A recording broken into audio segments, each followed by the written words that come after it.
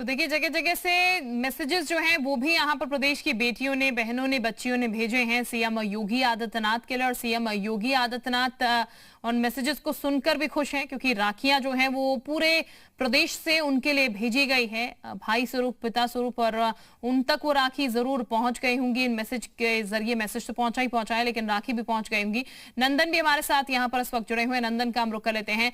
नंदन, ये प्रदेश की तमाम बेटियां हैं, तमाम प्रदेश की बच्चियां हैं जो कि मैसेजेस भेज रही हैं सीएम योगी आदित्यनाथ के लिए, और काफी भावुक करने वाले मैसेजेस भी हैं कि पिता तो चले गए लेकिन सीएम योगी आदित्यनाथ को एक उस भाव में प्रदेश की जो औरतें हैं, प्रदेश की जो महिलाएं हैं वो देख रही हैं कि वो उनकी रक्षा कर रहे हैं, भले ही खुद खड़े नहीं है।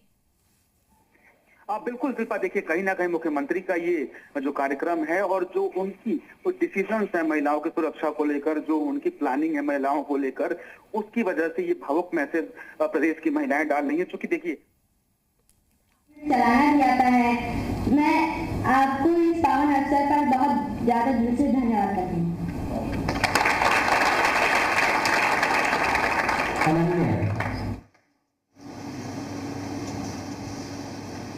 पहले तो मेरा सीएम सर को प्रणाम। मेरा नाम अनन्या रावत है, मैं पढ़ती हूँ यूपीएस समूहपुर विद्यालय से आई हूँ और हमारे बहुत सौभाग्य का अवसर है कि आप हमारे बीच में उपस्थित हैं और आपको रक्षाबंधन की हार्दिक शुभकामनाएं। समृद्धि Verma, Guru Nanak school. Good morning, sir. I am Samriddhi Verma from Pioneer Montessori Inter College, and I am a student of class 8. And I am very honored to be here on this special occasion of Raksha Bandhan. It's a golden opportunity for me that I get to see you face to face. Since childhood, I have watched you on television, and I have wished that I could see you face to face. And my wish is fulfilled today. And thank you so much, sir. And please give us your blessing so that we grow as a strong and happy person like you. Thank you, sir. आशा वालों from Guru Nanak school.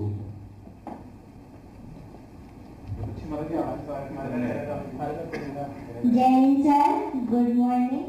मेरा नाम है आयशा बानू। हम Shri Guru Nanak girls inter college के छात्र हैं। हम कक्षा 7 में पढ़ते हैं। सर, मुझे बहुत खुशी हुई कि मैं रक्षाबंधन में आपका आशीर्वाद लेने यहाँ आई। मुझे बहुत खुशी हुई। बस मेरी यही इच्छा है कि आप बड़ों का हम सब पर आशीर्वाद। Thank you sir.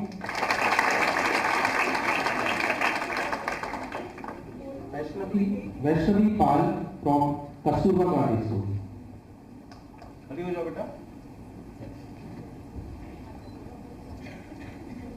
नमस्ते सर, मेरा नाम वैष्णवी पाल है। मैं कक्षा 9 में पढ़ती हूँ। मेरे विद्यालय का नाम केजीवीवी मलियाबाद है।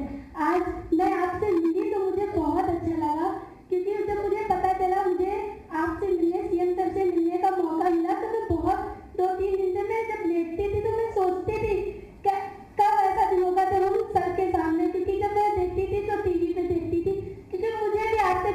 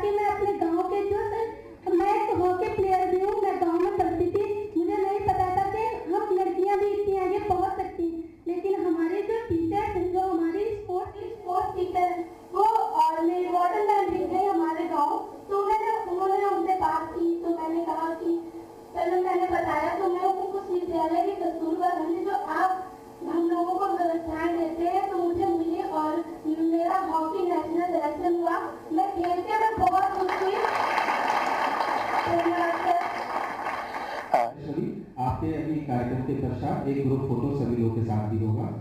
अब अगला नंबर है दिव्या कस्तूरबा गांधी विद्यालय से।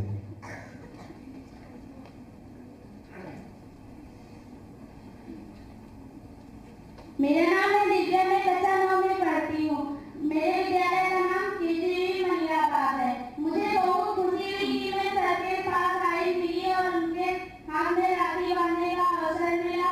मुझे बहुत खुशी हुई कि सर के क्लास में आई और मेरा स्कूल 8 तक था, 9 से 12 तक हो गया। मुझे बहुत खुशी हुई और मैं फुटबॉल खेलती हूँ, स्टेट तक खेल चुकी हूँ। अभिलाषा सिंह। गुड मॉर्निंग सर, मेरा नाम अभिलाषा सिंह है। मैं कक्षा 7 की छात्रा हूँ। मेरे विद्यालय का नाम केजरीवी मलियाबाद है। मैं आज बहुत खुश हूँ, मुझे आपसे मिलने का अवसर प्राप्त हुआ। आज आपको रक्षाबंधन की हार्दिक शुभकामनाएं। और मैं हॉकी प्लेयर हूँ, मैं स्टेट खेली हूँ और मेरा नेशनल सिलेक्शन हुआ है। और मैं एक कराटे प्लेयर हूँ जिसमें स्टेट में मुझे ब्रॉन्ज मेडल मिला। Thank you sir. Aradhya Sanskriti Vidyalaya. नमस्कार सर, मैं आपके स्कूल से द संस्कृति स्कूल लखनऊ से आई हूँ। और सर मतलब मैं आज बहुत खुश हूँ कि मैं आज आपके सामने यहाँ पे खड़े होकर आपसे बात कर रही हूँ। मतलब इस साल मैं आपके सामने खड़े होकर राखी सेलिब्रेट कर रही हूँ। सर मैं आपने जो भी हम लोग को फैसिलिटीज़ दी, हम लोग की जो भी एजुकेशन पे आपने काम किया, मैं उसके लिए भी आपसे बहुत थैंक यू बोलना चाहती हूँ। और थैंक यू आपने हम लोग को इतनी अपॉर्चुनिटी दी आपके सामने आपसे सेलिब्रेट करने के लिए Rakshabandhan. Thank you so much sir.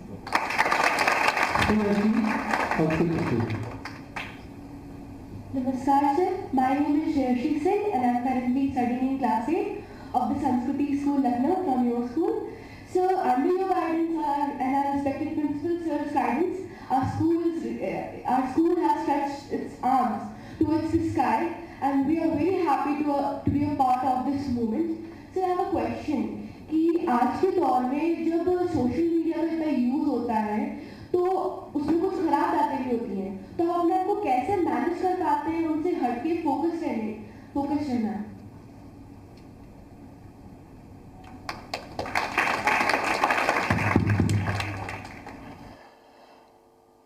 देखिए, मैं सबसे पहले आप सभी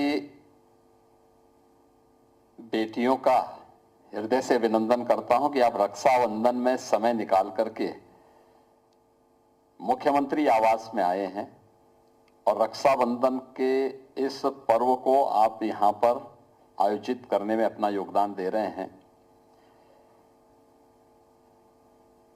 इस बेटी ने जो प्रश्न किया है वो बहुत महत्वपूर्ण प्रश्न है आप सबके लिए भी। सबसे महत्वपूर्ण बात यह है कि जीवन में अगर आगे बढ़ना है तो हमें अपने अंदर अच्छी सोच पैदा करनी पड़ेगी। अच्छा करने के लिए अपने आप को तैयार करना पड़ेगा।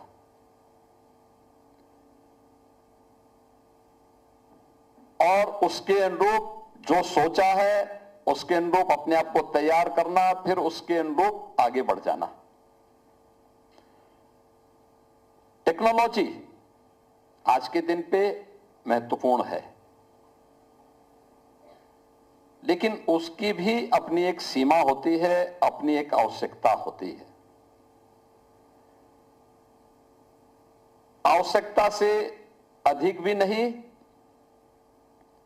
और ऐसा भी नहीं कि आपको उसकी जानकारी भी न हो। चैलेंज है हमारी आज की पीढ़ी के लिए कि स्मार्टफोन आपका एक बहुत बड़ा समय खर्च कर देता है। हमारा प्रयास होना चाहिए कि देखिए, दो चीजें इसके कारण होती हैं। एक, जब हमारी निर्भरता किसी मशीन पर, किसी तकनीक पर या किसी ऐसी वस्तु पर हो जाती है जो हमारी सोचने की, हमारी स्वयं की, अपने स्वयं की क्रिएटिविटी को कमजोर करती हो, तो हमें उससे थोड़ी दूरी बनानी चाहिए। देखिए, एक समय था जब कैलकुलेटर नहीं थे, तो लोग गिनती, पहाड़ा, ये सब याद करते थे, और कोई भी उनके सामने गणित का प्रश्न होता था तो वे फटाफट उसका जवाब दे देते थे। कैलकुलेटर आया, लोगों ने उस पर निर्भरता प्रारंभ कर दी। लोगों को याददाश्त अपनी उसकी कम होती गई। स्मार्टफोन आया तो हर एक चीज के लिए हम लोग आज स्मार्टफोन के प्लेटफॉर्म की ओर देखते हैं। अच्छा है, कहीं पे आपको डिजिटल लाइब्रेरी देखनी, कोई अच्छा कंटेंट देखना हो, उसके लिए वो आपका अच्छा प्लेटफॉर्म हो सकता है। कोई ऑनलाइन एजुकेशन से जुड़े हुए कंटेंट को देखना हो, आपके लिए मददगार हो सकता है। लेकिन यह आवश्यक नहीं कि उसमें जो कुछ भी मटेरियल है वो आपके हित में है। एक आपकी सोचने समझने की सामर्थ्य को वह कुंद करेगा, कमजोर करेगा। दूसरा, बहुत ज्यादा स्मार्टफोन देखने का दुष्परिणाम क्या है? हमारी आई साइट को वह प्रभावित करेगा, आंख की रोशनी को कमजोर करेगा। यानी आंख की रोशनी भी कमजोर होगी, मस्तिष्क की सोचने की सामर्थ्य भी उससे कमजोर हो सकती है। इसलिए जो लोग 4 घंटे 6 घंटे स्मार्टफोन पर खर्च करते हैं, उनको धीरे धीरे करके उस समय सीमा को घटा करके प्रयास करना चाहिए कि अगर कहीं पे कोई शिक्षा से जुड़ा हुआ महत्वपूर्ण कंटेंट देखना हो, कोई महत्वपूर्ण जानकारी लेनी हो, तो उसको तो आप उस समय इस्तेमाल उस समय के लिए कर लें, लेकिन उस पे चिपके रहने की इस बीमारी को अपने आप को दूर करना चाहिए। दूसरा, सोशल मीडिया प्लेटफॉर्म पर अच्छे बुरे दोनों प्रकार के कंटेंट होंगे। अगर हम उससे दूरी बना करके रखेंगे, केवल आवश्यकता के अनुरूप उस प्रकार की सामग्री जो आपके पाठ्यक्रम के अनुकूल हो और आपकी प्रतियोगी परीक्षाओं के अनुरूप हो, उसको अगर हम देखेंगे आपके लिए उपयोगी होगा, लेकिन उसकी भी सीमा होनी चाहिए। और मैं तो सभी बच्चों से कहूंगा, प्रदेश भर के बच्चों से, कि अनावश्यक समय उसमें खर्च करने की बजाय अच्छी पुस्तकों को देखने, उन्हें पढ़ने और पाठ्यक्रम के इतर भी अच्छी और प्रेरणादायी पुस्तकों को हमें पढ़ने की और उनमें लिखने की आदत भी हमें डालनी पड़ेगी। अगर हम करेंगे तो इसका लाभ हमें जरूर होगा। और रक्षाबंधन के अवसर पर संस्कृति विद्यालय की इस बेटी ने प्रश्न किया है, तो मैं उनसे यही कहूंगा कि स्मार्टफोन का उपयोग हम लोग बहुत कम करते हैं। मुझे लगता है कि मुझ जैसा व्यक्ति तो आधा घंटा बामुश्किल से, वह भी राज्य से जुड़े हुए किसी महत्वपूर्ण प्रसंग को लेकर के, कोई महत्वपूर्ण मुद्दा हो तो उसके लिए हम उसका उपयोग करते हैं, अन्यथा नहीं करते, एकदम नहीं करते। क्योंकि मुझे मालूम है कि वो मेरे समय को, ज्यादा समय मेरा खराब करेगा और मुझे फिर अन्य मुद्दों पर, प्रदेश के विभिन्न जो मुद्दे होते हैं जिनको लेकर के हमें निरंतर कार्य करना होता है, इन मुद्दों से मेरे उस समय को वह खराब करेगा। इसलिए उससे हम लोग दूरी बना के रखते हैं।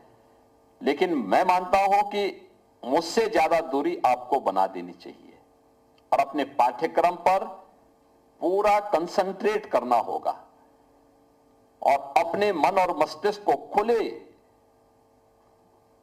रख करके जहां भी अच्छा मिलता हो, पाठ्यक्रम की दृष्टि से, आपके फ्यूचर की दृष्टि से, उस ज्ञान को लेने का प्रयास करना चाहिए। बहुत बहुत आभार माननीय मुख्यमंत्री जी। सर, कुछ बच्चे और हैं जो अपना संदेश आपके साथ में अपनी बात शेयर करना चाहते हैं। सर, मैं अनुरोध करूंगा सुश्री श्रीजा से संस्कृति विद्यालय से। माननीय मुख्यमंत्री को मेरा सादर प्रणाम। मैं खुश हूँ यहाँ पे आके कि मैं आपसे बात कर पा रही हूँ इस मंच पे।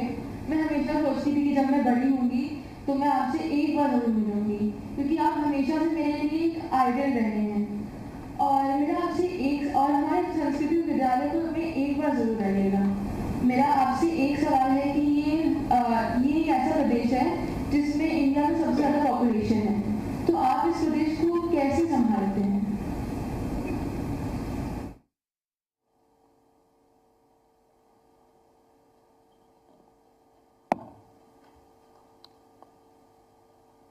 इस बेटी ने बहुत अच्छा प्रश्न किया है। उत्तर प्रदेश भारत की आबादी का सबसे बड़ा प्रदेश है।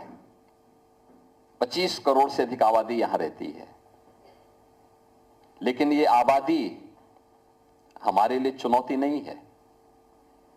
ये यूपी की संभावनाओं को आगे बढ़ाने का एक हमारे लिए बहुत महत्वपूर्ण माध्यम है। जो लोग इस आबादी को चुनौती मानते थे, उन्होंने यूपी को बीमारू कर दिया था। हमने इसको अपनी डेमोग्राफिक डिविडेंड के साथ जोड़ा है। स्केल है तो उसकी स्किलिंग के लिए भी प्लेटफॉर्म दिया गया। स्किलिंग है तो स्किलिंग को एम्प्लॉयमेंट के साथ जोड़ने का प्रयास किया गया। एम्प्लॉयमेंट है तो उसको यूपी के डेवलपमेंट के साथ आगे बढ़ाने का काम किया गया। यूपी के इंफ्रास्ट्रक्चर को और मजबूत करने की तरफ उसको आगे बढ़ाया गया। परिणाम आ गया। इतनी बड़ी आबादी जब एक साथ चलती है, एक साथ सोचती है, तो उसके परिणाम आएंगे। आज परिणाम क्या है? अब यूपी बीमारू नहीं है। अब यूपी भारत की टॉप 3 इकोनॉमी में एक है। 3 बड़ी अर्थव्यवस्थाएं देश के अंदर कोई गिनता है तो उनमें यूपी का नंबर है। आज से 9 वर्ष पहले ये देश की बॉटम 3 में आता था, यानी सबसे पिछड़े राज्यों में यूपी जाना जाता था। आज देश के सबसे प्रगतिशील राज्यों में किसी की गिनती होती तो यूपी की गिनती होती है। तो ये इसी 25 करोड़ लोगों को एक साथ लेकर के चलने, उनकी सुरक्षा, उनके सम्मान, उनके स्वावलंबन को जब एक साथ सरकार ने शुद्ध नियत के साथ, स्पष्ट नीति के साथ आगे बढ़ाया है तो परिणाम हमारे सामने आया है। और मैं आप सबसे भी यही कहूंगा कि शुद्ध नियत होनी चाहिए। आपका टारगेट स्पष्ट होना चाहिए। क्या टारगेट है? परिणाम जरूर प्राप्त होगा, वैसे ही जैसे यूपी को प्राप्त हो रहा है, यूपी को प्राप्त हुआ है। अगला नंबर है अटल आवासीय से अग्रिमा का। अग्रिमा अटल आवासीय।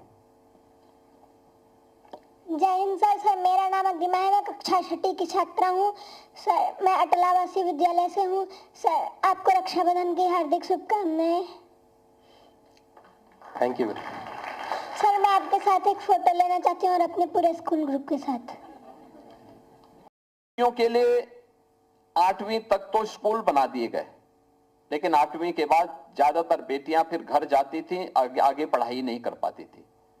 हमने तय किया कि हम उन विद्यालयों को अब 8वीं से बढ़ा करके 12वीं तक करेंगे और सभी विकास खंडों में करेंगे। आज हम सभी 825 विकास खंडों में वे विद्यालय का निर्माण हम लोगों ने प्रारंभ कर दिया है। अटल आवासीय विद्यालय में बच्चों की संख्या को बढ़ा दिया है। इसके अलावा देश का पहला सैनिक स्कूल लखनऊ में, यहां पर परमवीर चक्र विजेता कैप्टन मनोज पांडे के नाम पर यह संचालित है। यूपी का सैनिक स्कूल पहला स्कूल है देश का सैनिक स्कूलों में, जिसमें हमने कहा कि नहीं, बेटियों की भी इसमें प्रवेश होना चाहिए। और किसी सैनिक स्कूल में पहली बार बेटियों को प्रवेश दिया गया। ये 18 में हम लोगों ने प्रारंभ कर दिया था। आज मुझे प्रसन्नता है, देश के सभी सैनिक स्कूलों में ये प्रारंभ हो गया है। और अटल आवासीय विद्यालय के बारे में मैंने आपको बताया ये कि अटल आवासीय विद्यालय में भी ये सुविधा उपलब्ध करवाई जा रही है। ये केवल आज के लिए नहीं, सरकार के स्तर पर जो पहल प्रारंभ हुई है, ये देश को बनाने की दिशा में, क्योंकि हम जैसा वातावरण देंगे उस प्रकार से लोग आगे बढ़ेंगे। पहले महिलाएं, यानी बच्चे तो स्कूल जा ही नहीं पाते थे, लेकिन महिलाएं भी काम कर पहले नहीं जा पाती थी। इतनी बड़ी आबादी में केवल 12% महिलाएं ही नौकरी या रोजगार के साथ जुड़ पाई थी। आजादी के बाद से लेकर के 75 वर्ष तक ये मामला स्थिति थी। आज मुझे बताते हुए प्रसन्नता है, ये संख्या 12% से बढ़कर के 36% से अधिक हो चुकी है। और हमने हर बड़े शहर में कामकाजी महिलाओं के लिए निःशुल्क छात्रावास के निर्माण के कार्यक्रम को आगे बढ़ाया है। आज मुझे अच्छा लगता है जब बेटी भी मांग करती है कि अगर पुरुष नाइट शिफ्ट में काम कर सकता है तो हम क्यों नहीं कर सकते, हम भी काम करेंगे, देश को आगे बढ़ाने में अपना योगदान देंगे। ये बहुत बड़ी बात होती है और ये काम निरंतर हर एक क्षेत्र में हम लोग देख रहे हैं। और रक्षाबंधन का आयोजन भी हम लोगों को उसी आत्मविश्वास से आगे बढ़ने के लिए प्रेरित कर रहा है जो एक परिवार का भाव होता है हम सबके पास।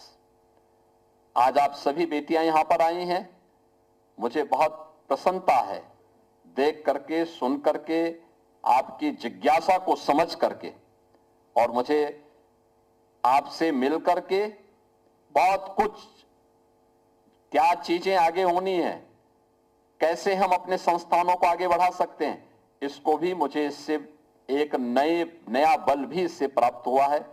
मैं आपका अभिनंदन करता हूं, आपको रक्षाबंधन की ढेर सारी बधाई देता हूं, अपनी शुभकामनाएं देता हूं, आपके यशस्वी जीवन की कामना भी करता हूं और विश्वास करता हूं कि आप अपनी मेहनत से, अपने परिश्रम से अपनी मंजिल को प्राप्त करने की दिशा में आगे बढ़ेंगे। मेरी शुभकामनाएं आपके साथ में हैं और ये डबल इंजन की सरकार पूरी मजबूती के साथ आप सभी बेटियों के साथ खड़ी है, आपको हर प्रकार का सहयोग करेंगे। आज देखिए, सरकार ने आधी आबादी के लिए निर्णय भी लिया है। 27, 28 और 29 अगस्त को 3 दिन के लिए उत्तर प्रदेश परिवहन निगम और उत्तर प्रदेश की नगरीय सेवा की जितनी भी हमारी बसें चलती हैं उनमें फ्री यात्रा, एक सह यात्री के साथ कोई भी बेटी, कोई भी बहन, कोई भी माता कर सकती है, कोई उससे किराया नहीं लिया जाएगा। यह सुविधा एक दी गई है। दूसरा, 29 के बाद 60 साल से ऊपर की हर माता को उत्तर प्रदेश परिवहन निगम की बस में फ्री में बस यात्रा की सुविधा प्रदान करने की भी हम लोगों ने एक व्यवस्था लागू कर दी, उसके आदेश जारी कर दिए हैं, वह भी अब लागू हो चुका है। तो अब तो जीवन का कोई क्षेत्र बचा ही नहीं जिसमें बेटियां आगे न बढ़ रही हों। और मैं आप सबसे कहूंगा कि देखो, प्रधानमंत्री जी ने अभी नारी शक्ति वंदन अधिनियम का विधेयक पारित किया है। आपने देखा होगा, वो बेटी हमारी जो है कस्तूरबा गांधी विद्यालय की कह रही थी कि मैं भी अब आगे सार्वजनिक जीवन में आऊंगी। मुझे लगता है कि ये अधिनियम पारित होकर के लागू हो जाए तो विधानसभा और लोकसभा यानी पंचायतों में तो पहले से ही है, लेकिन वहां पर भी इतनी प्रतिशत बेटियां जाएंगी और उनको भी एक प्लेटफॉर्म प्राप्त होगा। यानी कानून का पालन करना ही नहीं बल्कि कानून बनाने वाली टेबल पे आप बैठेंगे। ये एक विश्वास के साथ हम कह सकते हैं कि भारत उधर बढ़ रहा है। आपको मैं इस अवसर पर आज रक्षाबंधन की बधाई देता हूं, शुभकामनाएं देता हूं और आपके परिवार और आप सबके लिए विश्वास करता हूं कि आप इसी मेहनत के साथ, इसी परिश्रम के साथ आगे बढ़ करके अपने लक्ष्य को प्राप्त करेंगे और प्रदेश और देश के विकास में अपना योगदान देंगे। आप सबके प्रति मेरी मंगलमय शुभकामनाएं हैं। धन्यवाद।